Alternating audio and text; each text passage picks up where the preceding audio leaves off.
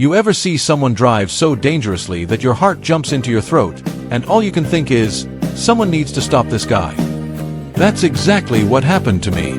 But that day, I decided I wasn't going to stay silent, not this time.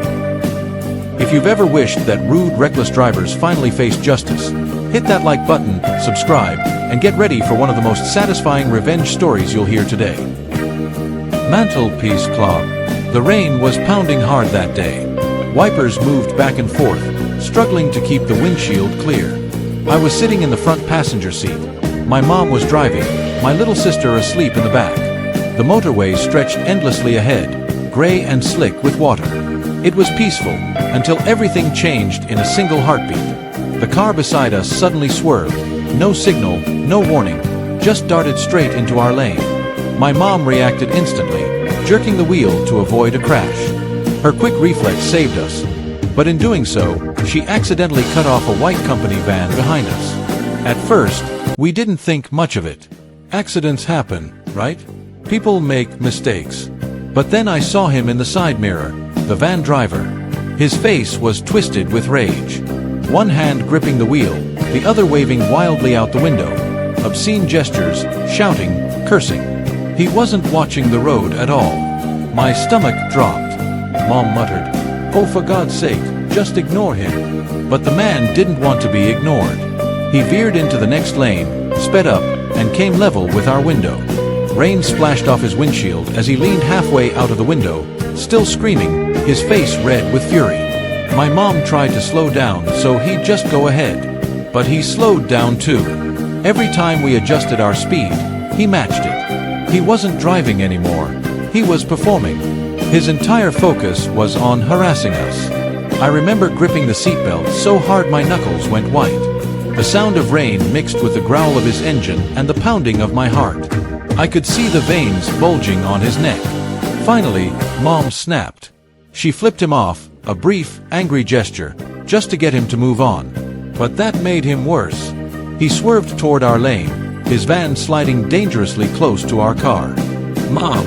I shouted. She pulled the wheel away just in time. For a few terrifying seconds, his van weaved across the road like a drunk driver, barely under control. If anyone had been behind him, there would have been a massive crash. The rain, the glare, the chaos, everything blurred together. I took a deep breath and did the only thing I could think of. I pulled out my phone. The van had a big company logo printed on the side. The name was clear as day, along with a phone number and the license plate. I took a photo. Mom looked over. "What are you doing?" I said quietly, "Just making sure this guy doesn't get away with it." A few minutes later, he finally sped off, swerving between lanes until he disappeared in the rain. The road fell silent again, but I couldn't shake the image of his face, that wild, angry expression, or the thought of how close we'd come to disaster. If that man kept driving like that, someone was going to die. So I made a decision. I looked up the company's number online and hit call. A calm woman answered. "Good afternoon, this is company name. How can I help?" I said, trying to keep my voice steady. "Hi. I just wanted to let you know that one of your company vans, license plate, number, is being driven extremely dangerously on the motorway right now.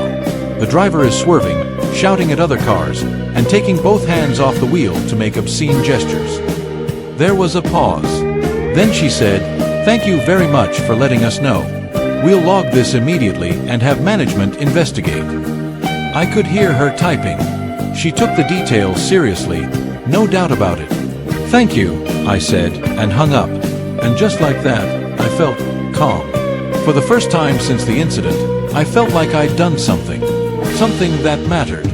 Because that driver wasn't just rude, he was dangerous. And if karma wasn't going to find him, I'd help it along. High voltage.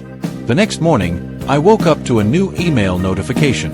It was from the company. "Dear customer, thank you for your report regarding one of our drivers. The matter has been reviewed and appropriate disciplinary action is being taken. We appreciate you helping us keep the roads safe."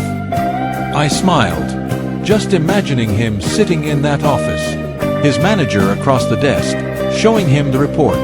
His face turning pale was deeply satisfying. Maybe he'd learn a lesson.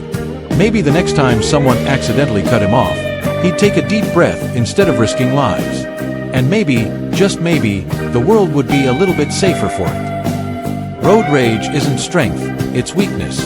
Anyone can lose their temper, but it takes real courage to stay calm and act with purpose. Sometimes, justice doesn't come from police or courts. Sometimes, it comes from one simple phone call. If this story gave you that sweet sense of calm, hit that like button, it really helps the channel out. Comment below, what's the worst road rage you've ever seen? And of course, subscribe for more true stories where justice finds its way, one way or another. Narrate in a calm but emotionally layered tone. Start reflective, then build tension during the conflict, ending with quiet satisfaction.